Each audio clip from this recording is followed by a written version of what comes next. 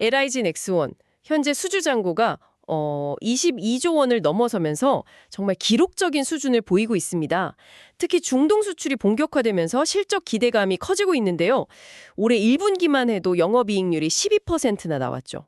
와, 시작이 아주 좋습니다. 네, 1분기 실적만 보면 뭐 정말 인상적이죠. 하지만 이것만 보고 올해 전체를 막 낙관하기는 조금 이릅니다.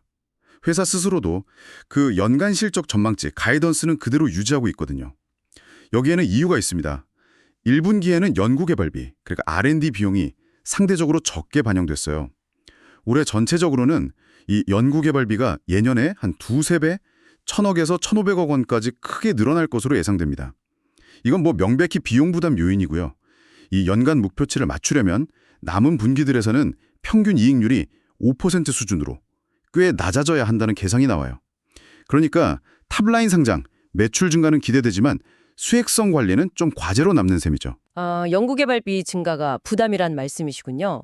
하지만 22조 8천억 원이라는 그 막대한 수주 잔고 그 자체가 주는 안정감은 무시할 수 없지 않나요?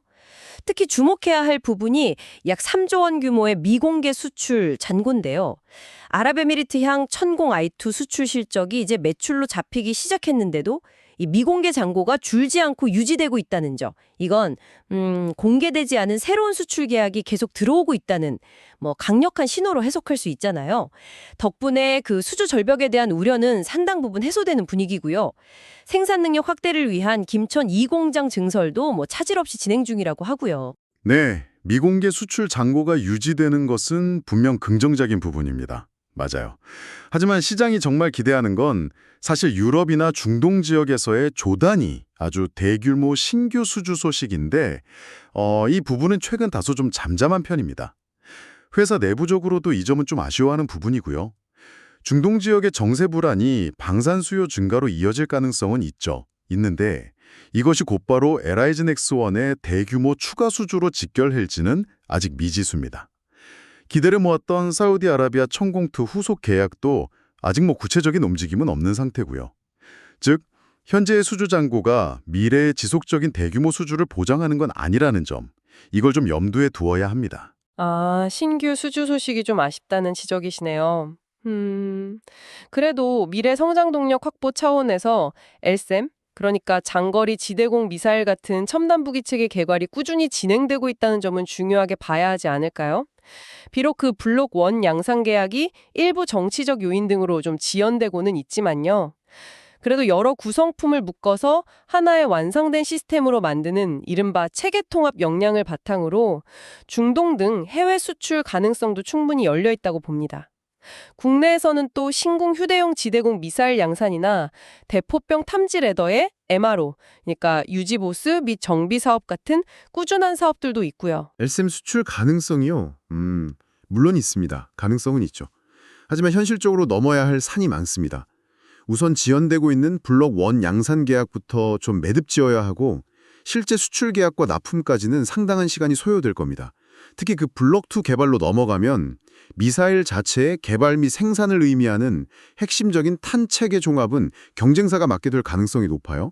LIG 넥스원은 전체 시스템 통합 역할은 하지만 뭐랄까 핵심 기술 주도권 측면에서는 아쉬움이 남을 수 있죠. 또한 중동 국가들이 수출 시 요구하는 기술 이전 문제, 이것도 상당히 까다로운 협상 포인트가 될 수 있고요. 과거 이라크 수출 추진 당시에 겪었던 업체 간 역할 조율 문제 같은 그런 내부적인 조율 이슈가 다시 불거지지 않으리란 보장도 없죠. LSAM 수출에도 여러 고려 사항이 있다는 말씀이시군요. 단기적인 과제들은 있겠지만 그래도 장기적인 관점에서 위성, 드론, 로봇 같은 신사업 분야에 대한 투자도 꾸준히 이어지고 있지 않습니까? 특히 그 무인 수상정 같은 해양 무인 체계는 확장성이나 수출 잠재력이 크다고 보고 있고 또 인수한 미국 로봇 기업 고스트 로보틱스도 안정적인 사업 기반을 마련할 것으로 기대하고 있습니다. 향후 5년간 연평균 15% 성장이라는 중장기 목표까지 제시한 만큼 미래를 너무 어둡게만 볼 필요는 없을 것 같습니다. 신사업 투자, 미래를 위한 준비라는 점에서 의미가 있습니다. 네. 하지만 현재로서는 대부분이 국가 연구개발 과제의 솔루션을 제공하는 수준, 거기에 좀 머물러 있는 경우가 많습니다. 당장 대량 양산을 통해 의미 있는 매출을 내거나 시장을 주도할 만한 제품으로 이어지기까지는 글쎄요, 아직 시간이 더 필요해 보입니다. 결국 현재 엘라이즌 X1의 실적은 기존 방산 사업, 그중에서도 특히 중동 수출에 대한 의존도가 매우 높은 구조예요. 이는 곧 중동 지역의 정치적, 경제적 불안정성이라는 지정학적 리스크에 그만큼 크게 노출되어 있다는 의미이기도 합니다. 포트폴리오 다변화가 좀 시급한 과제라고 할 수 있겠죠. 네, 오늘 엘라이즌 X1에 대해 여러 각도에서 깊이 있는 이야기를 나눠봤습니다. 22조 원이 넘는 탄탄한 수주잔고와 첨단 기술력을 바탕으로 한 성장 기대감이 분명 존재하지만요. 동시에 단기적인 수익성 관리의 어려움, 또 신규 대형 수주 확보의 불확실성, 그리고 중동 의존도에 따른 지정학적 리스크라는 과제들도 안고 있는 상황입니다. 네, 맞습니다. 시청자 여러분께서는 엘라이즌 X1의 2025년 이후를 어떻게 전망하시나요? 이 높은 기대와 또 그 뒤에 숨겨진 우려 속에서 앞으로 회사의 수익성 추이와 신규 수주 소식, 그리고 신사업의 실질적인 성과를 어떻게 주목해서 지켜봐야 할지 한번 생각해 보시는 것도 흥미로울 것 같습니다.